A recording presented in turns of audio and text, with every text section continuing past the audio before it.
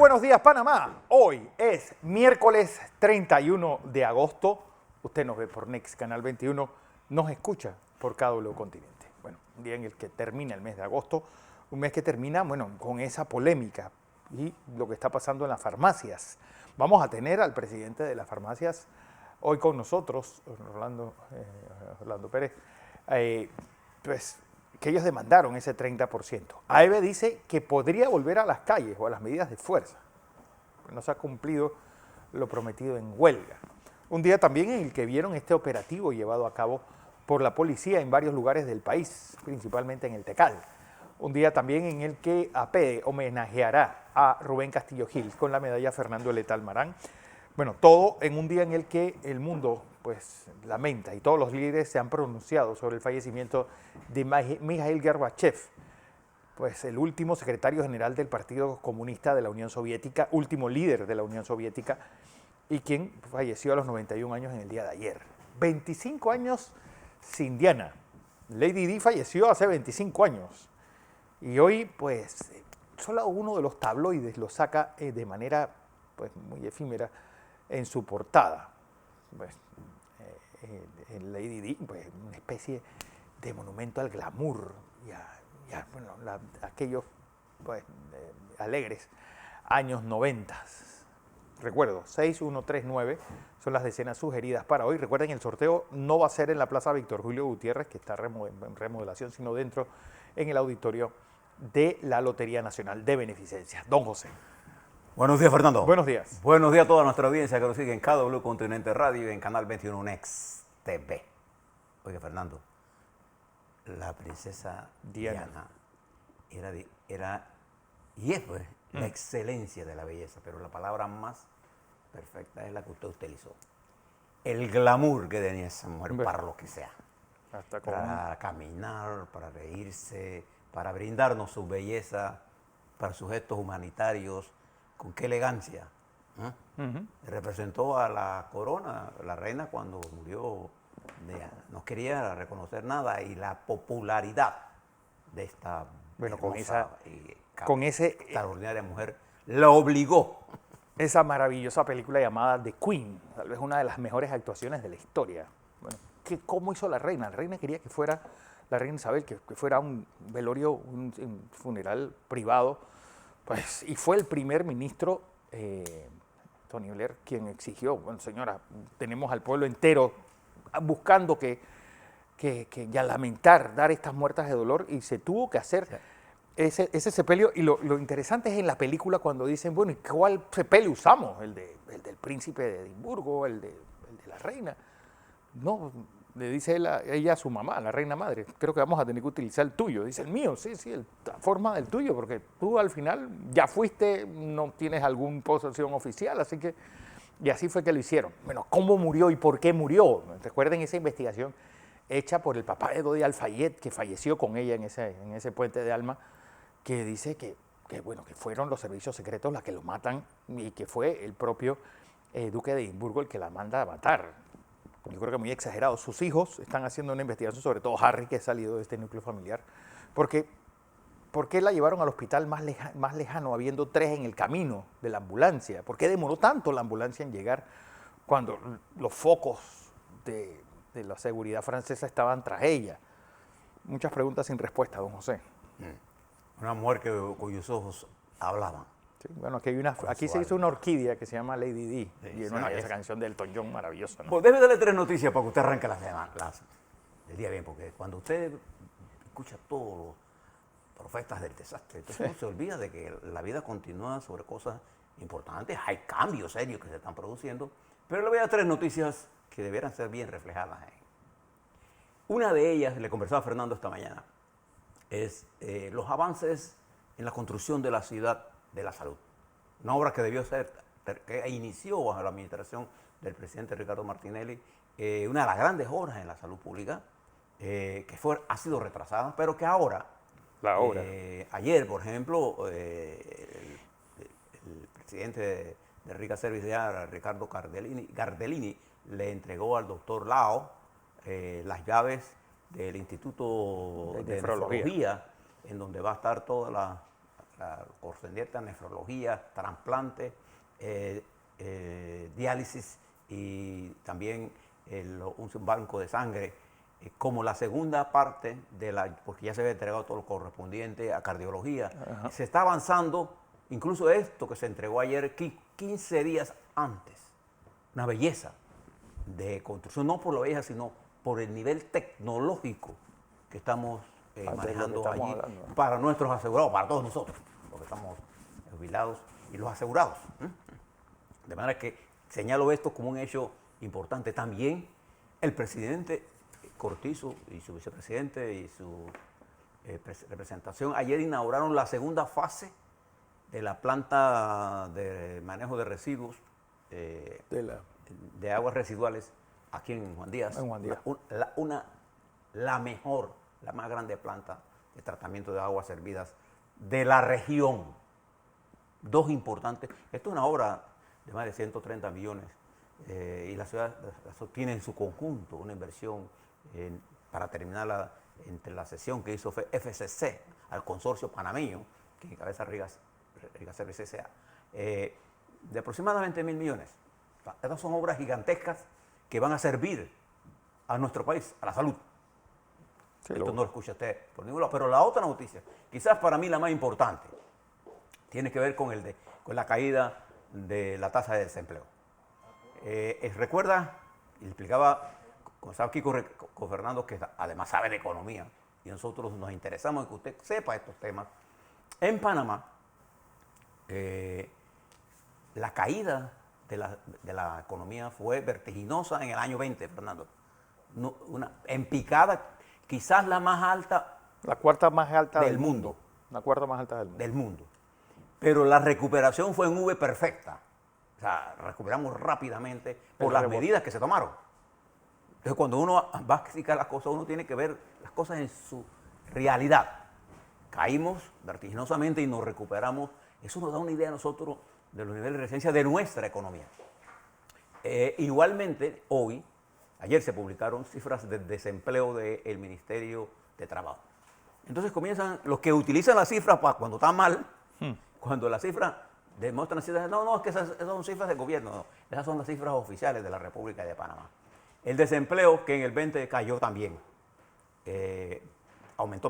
cayó la economía, aumentó el desempleo. Eso es directamente proporcional. Es directamente proporcional. Gracias, Fernando. Igual, cuando es la recuperación es directamente proporcional. El desempleo se sitúa hoy en abril de este año menos del 10. En 9,9%. No es doble dígito. También hay que ver, José, porque creo que la encuesta ha cambiado y cuánto de ese peso lo está llevando la economía informal. Bueno, le doy los datos de la economía formal. Los números aquí los tengo. Los números de los empleos formales cayeron vertiginosamente, que en el 19 llegaban a 1.167.000, cayeron violentamente a 800.000, ahora se sitúan en 1.105.000 de empleos formales. Entonces esos son los números que uno tiene que mirar, porque no hay la menor duda que la economía panameña comenzó a despegar en el 21, las cifras lo demuestran, y el crecimiento del primer trimestre del año 22, con un promedio de 12%. Y si usted mira las tasas de crecimiento de la América Latina, la economía que más va a crecer es la economía panameña. Y la que menos inflación tiene. Y la que menos inflación tiene, pero además, por ahí Felipe Chapman mandó una tablita de que comparaba los precios de la gasolina. Los precios de la gasolina per cápita. Bueno, que es una tabla de la BBC, no es de Felipe Chapman. Bueno, pero él la mandó. Él no dice, él dice según la BBC. Sí, no, Felipe es un hombre serio. Uno siempre cuando usa estas cosas tiene que dar la fuente. Las estadísticas que estoy utilizando son las estadísticas oficiales de trabajo que yo utilizo siempre. Sea bien, sea mala, pero estas cifras nos están indicando a nosotros como la recuperación de la economía. Eso quiere decir que estamos viendo, eso es lo que quiere decir que hemos avanzado en medio de la pandemia en forma extraordinaria. Ahora, ¿eso es lo suficiente para nosotros? Claro que no. Pero son cifras importantes. Lo que tenemos que seguir trabajando con dureza en la generación de empleo, en la atracción de inversiones públicas y privadas. Pero locales e internacionales y de infraestructura de gobierno. Eso es importantísimo, Por eso estas dos obras que se le mencioné al principio son obras. Nosotros tenemos que terminar todas las obras de infraestructura que el Estado, o iniciar con fuerza, reiniciar todo esto con fuerza. Para eso debemos entender lo que está ocurriendo también en el mundo. Bien, dicho esas cosas, voy a unas noticias importantes que están ocurriendo en el mundo. Primero, sin duda alguna, la muerte de Mikhail Gorbachev a sus 91 años, un hombre que ocupó el poder de la Unión Soviética entre el año 85 y 91, y que su muerte a los 91 años, después, su esposa Raisa, una mujer muy famosa, murió hace unos años. Todavía, miren algunas cosas que tomé por ahí. Dice Putin, voy a poner porque es presidente de Rusia, dice Putin que pierde, aquí lo apunté, yo hice una nota para él. Dice Putin, por los medios soviéticos, que ha muerto un gran estadista, un hombre con una gran visión, un hombre con ha sido una gran complejidad y que hizo grandes transformaciones, elogiándole. ¿Usted sabe lo que decía Putin hace un par de años, antes de la invasión? Que Gorbachev era uno de los responsables de la tragedia más grande de la historia rusa en el siglo XX. Y lo puso en la lista negra. Es más, tuvo que irse. Sí. O sea, este es los dobles lenguajes. Porque el nuevo zar es Putin. Sí. Esta invasión de Ucrania, esa invención de esa teoría, parte de esa concepción que él tiene y ese odio hacia Occidente. Cuando hablo de Occidente no me refiero nada más a Europa, a Estados Unidos, no, a todos. El sistema democrático que él considera que está lleno de gente sodomita, sí, de depravados. Este es un sistema arcaico en la mentalidad. Ni siquiera es comunista. Sí, es que ni siquiera un pensamiento oriental, es un tirano del Cáucaso, sí, más o menos, de esos tipos que tienen... Es un zar. Sí, sí. Eso es lo que es él, dirigiendo un Estado. No, porque los zares al final estaban tratando de parecerse más a Occidente. Sí. San Petersburgo es París hecha con dinero. Aquí lo que se trata es una economía monoexportadora en manos de una oligarquía corrupta. De una cleptocracia. Cleptocracia, eso es lo que es ese gobierno. ¿No? Bien. Ya la historia ubicó a Gorbachev. No es Putin el que la va a bajar. Sí. Ni a subir. Es como Panamá, pues. En Panamá la historia ya ubicó al doctor Belisario. Voy a mencionar algunos nombres. El doctor Alfaro, a Victoriano Lorenzo, a Nufo Arias, al doctor Belisario Porra.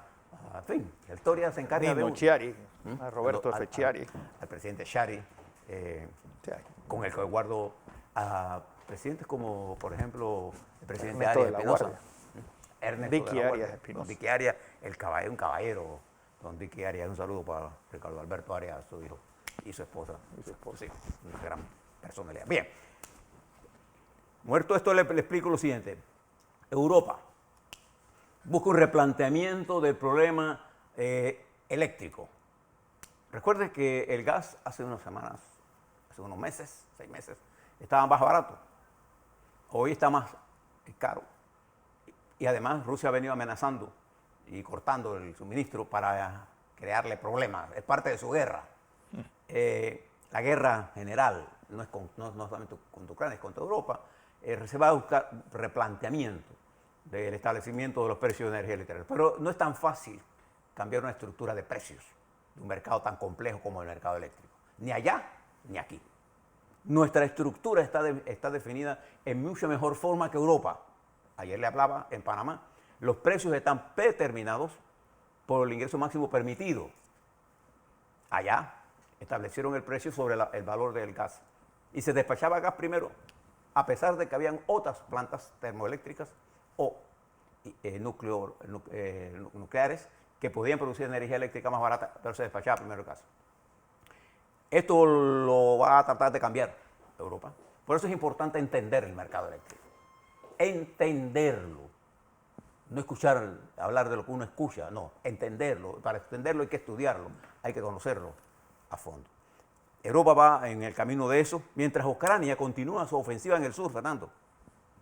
Primero lo que hicieron, usted ve el mapa, Fernando, Sí. las principales puentes que comunicaban Crimea con Rusia y el abastecimiento de las tropas fueron cortados, destruidos por la defensa ucraniana y ahora va al ataque. Porque no pueden llegar a su Bueno, Crimea es una península, es decir, para los que sepan, eso es una península que sobresale. Sebastopol es casi una ciudad como si fuera el Causeway, pero grande. Es decir, está unida a tierra por un callejón, un malecón, para que sepan un poco lo que es la geografía ahí. Por eso los puentes son tan vitales en una invasión hacia Ucrania, hacia Crimea. Vio la autoridad. Bueno, por cierto, hay que leer, que el mejor general de la historia, del mejor general de la Segunda Guerra Mundial, Erich von Manstein, gana su mariscalato, se convierte en mariscal de campo por la invasión de Crimea, la toma de Sebastopol, una batalla que incluso los rusos hicieron una serie de películas para exaltar el patriotismo durante la década del 2010, una sobre Stalingrado y otra sobre Sebastopol. Pero no subestime su talento y su conocimiento. No, bueno. Aquí lo tiene. Cada vez que hay yo explico algo, él exactamente sabe porque es un hombre que lee. Por eso yo le recomiendo a todos los muchachos, y cuando tú quieres conocer algo, hay que estudiarlo. Hay que estudiarlo. Hay que estudiarlo. Bien. Hay otra cosa importante, aparte de esta guerra de Ucrania. Por primera vez, la presidenta de Taiwán ordena disparar contra un dron. Mire la escalada. Sí. Antes lo dejaban tomar fotografías. Ahora la presidenta dio la orden, disparen. Primero unas bengalas y después dispararon. Se fueron los drones. Porque se está generando una tensión muy parecida a la intervención de Rusia en Ucrania, o con lo que está pasando en el estrecho de Taiwán, uno de los estrechos marítimos más importantes del mundo. Los Estados Unidos ya pide 1.100 millones de dólares más para mandar armamentos a Taiwán. Observe lo que está ocurriendo. Pero lo que más llama la atención en este mundo en este momento es la posición del expresidente Donald Trump. ¿Usted sabe lo que está pidiendo Donald Trump en este momento, Fernando? Está pidiendo un recuento porque él ganó las elecciones. Vuélvela. ¿Sabe por qué? Porque los ataques que le están dando en la parte de investigaciones y los ataques que le están dando en otras áreas lo obliga a usar ese discurso. Y que además, como no se haga el conteo, él pide que se adelanten las elecciones, es decir, que se dé un golpe al señor Biden. Mire el ataque a la democracia, porque este es un ataque a la propia institución. A los fundamentos institucional de los Estados Unidos. Fíjese, nada más observe que esto no es un fenómeno de nosotros, este es un fenómeno global. También acabo de recibir el cable del señor Olaf Scholz, primer canciller alemán. Dice que Gorbachev muere siendo uno de los grandes dirigentes del mundo en el momento en que en Rusia ha fracasado la democracia. Duro el planteamiento de Alemania. Y a pesar de todo, la utilización de Putin del gas y el petróleo como arma hacia Occidente, la respuesta de Occidente ha sido una Europa más unida, una Europa más metida en la OTAN, ha crecido el número de la OTAN y la guerra en Ucrania va para su 7º mes. En nuestra región, Fernando, Cuba, con los apagones que le estaba hablando ayer, el sentimiento de malestar en la comunidad, no solamente por estos cortes de energía, que igual están pasando en China, por la sequedad, allá por otras razones, acá por la falta de mantenimiento. Y el echarle la culpa al bloqueo después de 60 años no tiene ningún sentido.